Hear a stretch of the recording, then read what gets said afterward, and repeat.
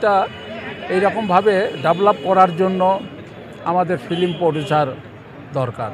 কারণ আগে আমরা যে ছবি করতাম 1 কোটি 2 কোটি টাকা দিয়া, কিন্তু এখন 1 কোটি 2 কোটি টাকা দিয়ে ছবি হয় না এখন। কারণ আমাদের দেশে তো আর শুটিং হয় না, সম্পূর্ণ শুটিং বাহিরে করতে হয়, এই জন্য বাজেটও বেশি হয়। আমাদের বাংলাদেশ ফিল্ম ক্লাব নির্বাচন এই 2024 এইটাই আমাদের হলো সবসময় আমরা আমাদের ফিল্ম ইন্ডাস্ট্রির ভিতরে এইসব নির্বাচন হয়ে থাকে।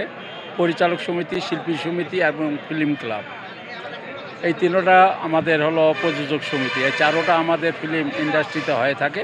এইবার প্রথম আমরা ঢাকার ভিতরে আমরা করতেছি, এই মানে ইন্ডাস্ট্রি থেকে বাইরে প্রথম নির্বাচন করতেছি এবং খুবই সুন্দর। কারণ আমাদের ইন্ডাস্ট্রিতে এইবারে নির্বাচন করতে দিল না কেন আপনারা প্রশ্ন করবেন। নির্বাচন করতে দিল না এই জন্য যে আমাদের যখনই নির্বাচন হয় ওই সময় আমাদের সব শিল্পী, প্রযোজক, ডাইরেক্টরকে প্রোটেকশন দেওয়ার জন্য অনেক পুলিশ কর্মকর্তা দেখ লাগে। কিন্তু এত পুলিশ কর্মকর্তা যদি একটা ইলেকশনে যদি দেওয়া হয়, বাকি অনেক তো আরও প্রতিষ্ঠান আছে, তাদেরকেও তো সহযোগিতা করতে হবে।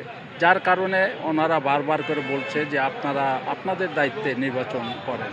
এই জন্য আমরা আমাদের দায়িত্বে আমরা এই ফিল্ম ক্লাবের নির্বাচনটা আমরা বাইরে করতেছি এবং সুন্দর সুষ্ঠুভাবে করতেছি। এখানে কোনো প্রশাসন লোক নাই, আপনারা দেখতেছেন সব আমরা ফিল্ম ইন্ডাস্ট্রিকে বাঁচানোর জন্য আমার নিজের কোনো কিছু প্রয়োজন নাই, শুধু দেশের স্বার্থে, যুব সমাজের স্বার্থে 1 লক্ষ লোকের কর্মসংস্থানের ব্যবস্থা করে দেব, দেশকে আয় করে দেব কোটি কোটি ডলার।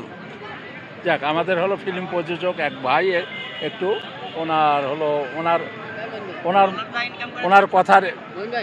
ওনার মনের কথা উনি আপনাদের বলল, যেটা আমরা বলতেছিলাম যেখানে আমরা ছিলাম, যে আমাদের অনেক ভাই চলচ্চিত্রে আমরা যারা একসঙ্গে কাজ করেছি, অনেক আমাদের সিনিয়র ভাই হইতে নিয়ে অনেক নায়ক, অনেক নায়িকা, অনেক কো-আর্টিস্ট, ওনারা সবাই চলে গেছেন আমাদের, এবং আমরা একদিন চলে যাব। এটাই পৃথিবীর ভিতরে সবচেয়ে সুন্দর এবং সত্য কথা, এর উপরে সত্য কথা নাই। তবে নতুন যারা আসবে ওদের এই ইন্ডাস্ট্রিটা বাঁচায় রাখতে হবে এবং ওনাদের মন মতন সাজায় নিতে হবে। এটাই হলো সবচেয়ে ভালো কথা। এবং এই ইন্ডাস্ট্রিটা এইরকমভাবে ডেভেলপ করার জন্য আমাদের ফিল্ম প্রডিউসার দরকার।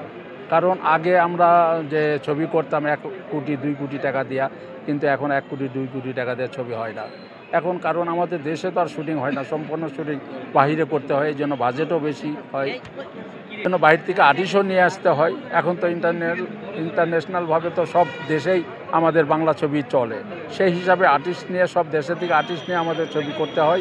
ওই সব ছবি করতে গেলে আমাদের অনেক টাকা বাজেট করতে হয়, 10 কোটি 12 কোটি টাকা।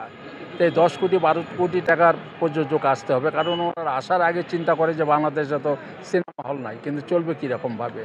কিন্তু একটা ব্যবসা আছে এই যে মোবাইলে যে ব্যবসাটা আছে, এটা কিন্তু সিনেমার হল থেকে অনেক বেশি।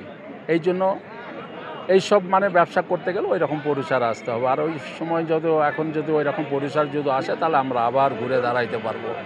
এবং আমরা না পারি যারা সিনিয়র আছি, আমাদের জুনিয়র শিল্পীরা, আরও সুন্দর সুন্দর ছেলেপেলেরা, শিক্ষিত ছেলেপেলেরা আমাদের ইন্ডাস্ট্রিতে আসতেছে, সুন্দরভাবে ওরা পথ সুন্দরভাবে খুঁজে নেবে, এটা আমরা আশা রাখি।